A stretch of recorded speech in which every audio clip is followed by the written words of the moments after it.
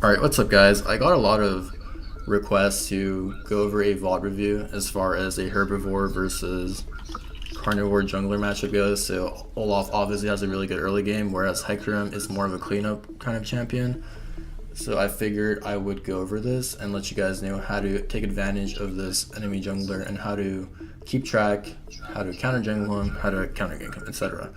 So to go over this VOD review, I thought Silas was the perfect candidate as we have the same champion pool and we pretty much have the same playstyle. So his Twitch TV is Silas Plays LOL if you ever want to check him out. And yeah, we'll go over this VOD review together. Yeah, so one thing to point out in the Olaf Hecarim matchup is the fact that Hecarim mostly always starts blue buff, which allows you to plan to invade his red side level 3 with certainty of finding him. Combined with Olaf's superior skirmish pre-6 with his axes and high base damages, this allows you to pick fights with full discretion.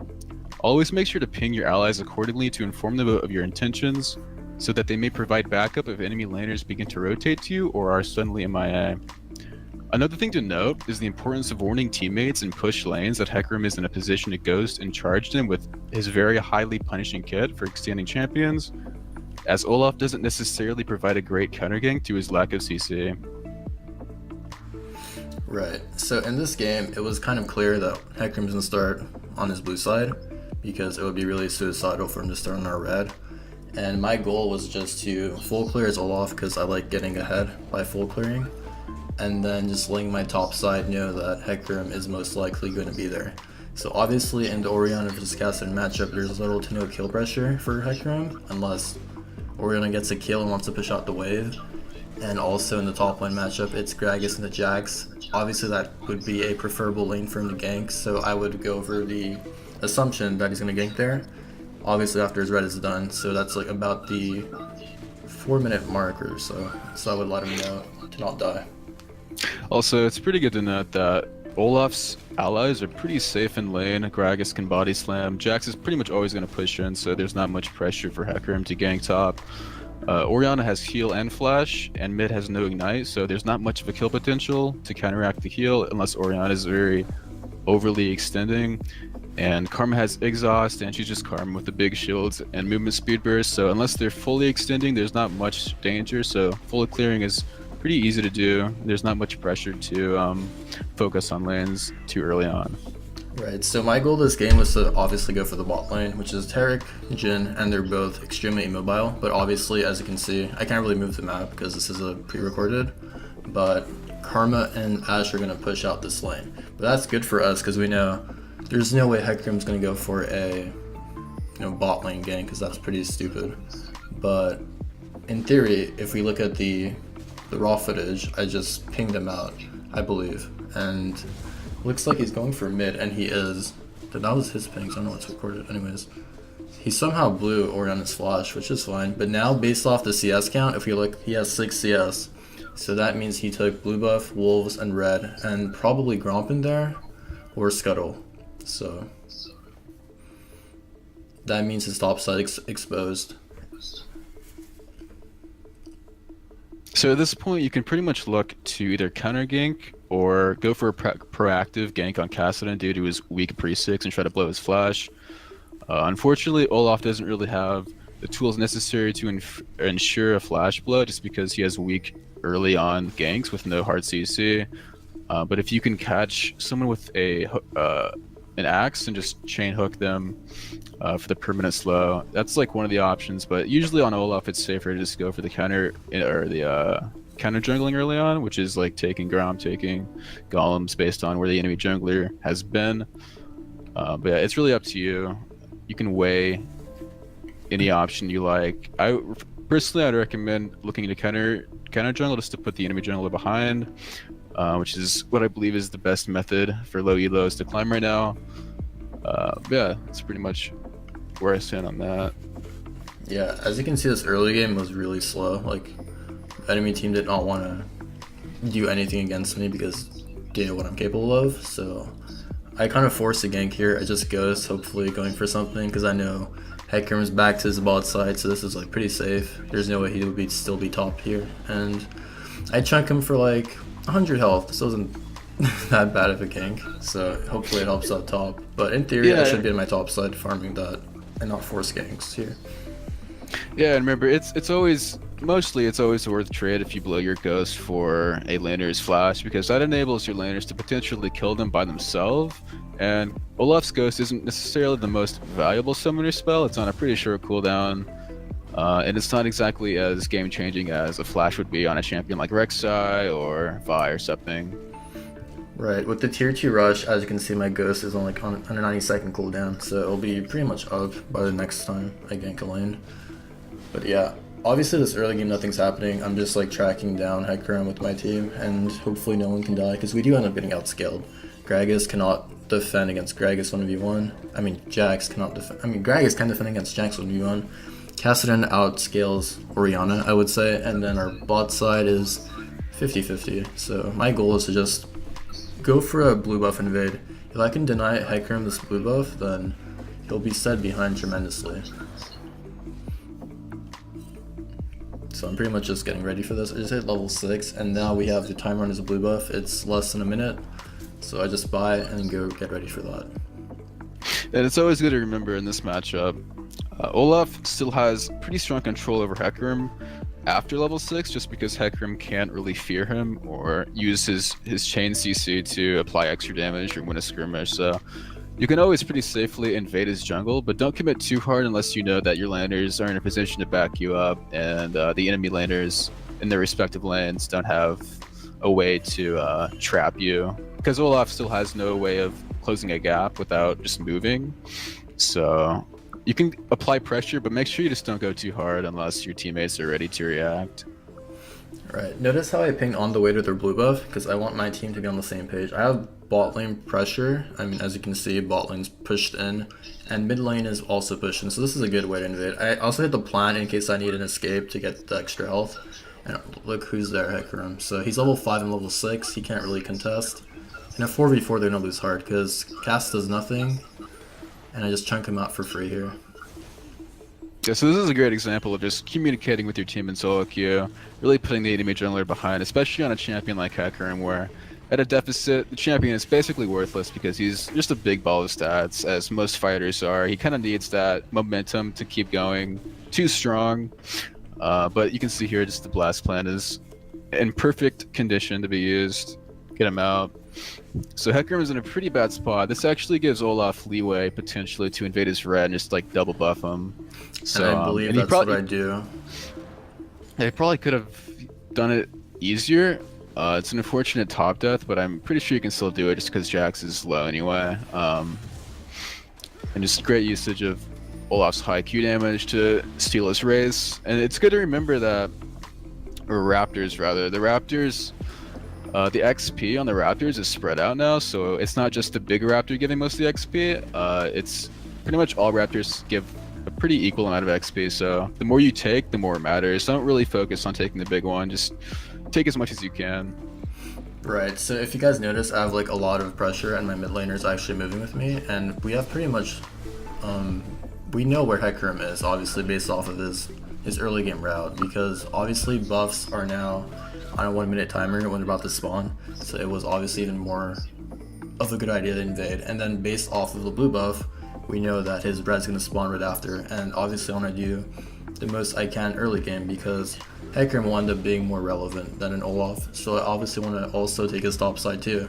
And now he's still level 5, I'm going to hit level 8 soon, but like the best part about invading him is that I get to get a blue buff for my mid, because you guys know I don't really give out blues, and I also get to farm my camps, so that's a really good way to get ahead. Yeah, I mean, you can measure the talent, the capability of your mid laner by how proactive they are on the map, how they listen to pings, and if they have a CS deficit or advantage. If they have an advantage, it's always good to give them blue buff if you know they're not going to just feed their ass off with it. Give it to the enemy mid laner based on how well they're CSing compared to the enemy mid laner, and if they're doing well and they seem pretty competent, blue buff helps further accentuate that CS lead by allowing extra bowling. So it's always to watch out for how good your mid laner is to see if you should do the handoff or not. Right, so if you guys look at the CS mark, I'm pretty much double HECARIM CS, and the best part about this is that he has no camps to farm, so he's basically in a position where he's forced to go for a gank. and that obviously has some risk factor into it. But the best part about that is that I get to just farm my camps and get an item advantage on him, and that will allow me to stop him from pretty much snowballing, because we know how HECARIM does in solo queue games. So obviously after this Krug camp, I'm going to respawn, and then with the massive gold I'm going to acquire, I'm going to look for something on the map. So let's see, what do I actually complete here? 73 CS by 10 minutes. It's pretty ideal if you're just gonna farm the entire early game, because obviously the enemy team isn't willing to put themselves in positions to fight us because they outscale, and their goal is just to farm out and outscale us. But Yeah, in this example, he's just out pressured and out CS this HECARIM so hard. He can pretty much win any skirmish, especially when you combine it with Olaf's really high skirmishing potential with his CC immunity and high base damages. So at this point, there's pretty much unlimited options as to champion killing. Like you can dive bot, dive mid, if you get a pretty decent opportunity. But bot, I'm guessing he goes for the dive here and secures something. But yeah, it's just a really good example of how to put the enemy junglers so behind that you can pretty much just do whatever you want to do. And I think we bait cast the cancel TV. I know it doesn't cancel, but we have no vision of HECARIM, I believe. So I think we back out, do we? No, actually go for this, because I guess I'm kind of fed. So you bait that Terracle. After it's gone, not exactly sure how many teleports go off. So it looks like Steven's Jax teleported. He cancelled, or Gragas cancelled, I'm not sure. But in theory, we got 4 summoners off, and we have pressure on the turret now. Because HECARIM is not showing on the map. He's still farming because he knows he's really behind. So I'm pretty much in a position where I can force dives while he's trying to get some gold and try to finish an item. Oh, there he is. This is the part where it's like really dumb with HECARIM. He uses his ult to get over the wall, and I think I do end up killing him, don't I? Even though I miss access because I'm bad. I don't. Wow. It's fine though. Actually garbage. Yeah, the first axe was pretty much terrible. If I hit it, he's dead. If I don't, then he's not dead. Yeah, but I mean, Olaf is effectively blowing every summoner on the map except for Jax's flash. So this brings a lot of good opportunities.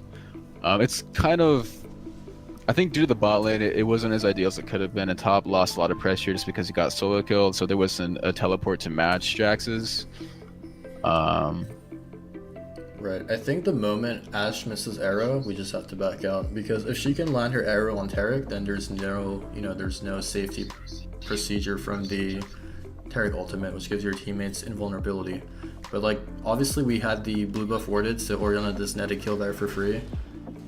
And now, obviously, HECARIM just got denied two blue buffs in a row. I think I use this time to go to his red buff to deny that. Yeah, I do, most likely. Because like, as you can see, it's yellow, so it's spawning right now. I need to get there ASAP. And it's also really important to remember that when you ghost on Olaf or HECARIM to blow an enemy laner's flash, when your ghost is back up, their flash will still be down, so you'll have a pretty good opportunity to return to that lane and kill them. So always keep that in mind, because a lot of people see their flash and it's like, oh, I flash when he flashed, so it's probably back up. But ghost is a much shorter cooldown, so it's always good to keep that in mind. Right, the whole point of going Lucidity is to just have as much pressure early game as possible. Literally every gank you're going to use your ghost, and it'll be back up in less than 2 minutes. So that's kind of the whole purpose of playing Olaf. Hopefully the game's going to get to late, or else you're going to be essentially useless. So I didn't play too well this game early, but yeah. Yeah, I mean, you're pretty rightfully cocky here, just because you have to remember HECARIM is very weak in terms of burst damage and just sustained damage in general when he hasn't finished his Triforce. So usually a good HECARIM will finish his Triforce around level 10 or 11 under most circumstances. It can be 9 if he's fed, or playing optimally. I usually get at 9 just because I'm good at jungling, but most people are not. You have to kind of keep an eye out for when HECARIM finishes his power spike, and you can act accordingly. Right, and the fact that we denied 2 blues has pretty much led him to the conclusion of buying a Hunter's Potion, which is 250 gold. That's like pretty much a kill. So only kill he got on the map, which was the ult over the wall, go for Ashe, etc., That basically turned into a hunter's potion, so that will also make him take a longer time to complete his Trinity Force, which is obviously when HECARIM tends to become, well, outshine everyone else. But obviously we're at 15 minutes now, he doesn't even have it yet. I tend to have Trinity Force at like 13 minutes, so how behind do you think he is right now, as far as HECARIM jungling goes? Yeah, he's pretty much fucked. The only problem is that Steven's Jax is pretty good at Jax, and your top laner got digged on. So this is a pretty common scenario in solo queue where maybe one lane is just like bent really out of favor, despite the rest of the enemy team being pretty behind. So what you want to do is kind of focus your efforts on one lane, group up, so you can nullify a single threat target, which is basically what the enemy team is right now. Like Cassidy has a kill, but he's only at 99 CS compared to Oriana's 120. And Cassidy has a pretty like notably bad mid game. So if you can focus your efforts around maybe mid lane because bot lane's already dead, or top lane, which is I think what's going on right now. Right. So the moment we get the tier 1 turret is when we, in solo queue, the best thing you can do is get all outers, and since top's getting shafted, our goal was to get this tier 1 as well, and this will end up opening the map up for us. And looks like he does end up overextending, but we do get him. I think we kill him here because I just ult and get through everything. Yeah, I mean this is yeah, one of Olaf's biggest strengths. He can kind of just like fuck any kind of CC with his ultimate. Just make sure you have a team backing you up, because Olaf doesn't always have the most damage, especially on a target at an even level, and with Ninja Tabby and Phage and 2 Doran's Blades. It's just good to play a champion a lot, like Olaf, especially Olaf, just to learn your base damages and learn what you can actually do, because knowing your capability is really important for turret diving, and just knowing what you can do in a clutch situation.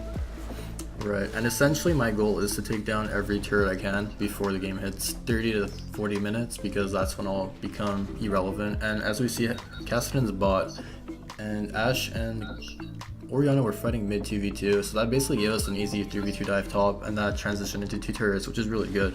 And now we just reset and do the same thing bot side, unless we can look for an inhibitor play mid or top. But I think we just go for the safe route and go for the tier 2. Yeah, I mean, it's always an ideal situation in which you can get, I mean, 1 turret is really good. It provides a lot of global gold for your team. But if you can get multiple turrets in a push, that's pretty much the most valuable possible thing, except maybe like a Baron. But once you've done that, there's just such a big goal deficit for the enemy team. You can pretty much always just group and fight around drag, or continue to push whatever lane has the most turrets.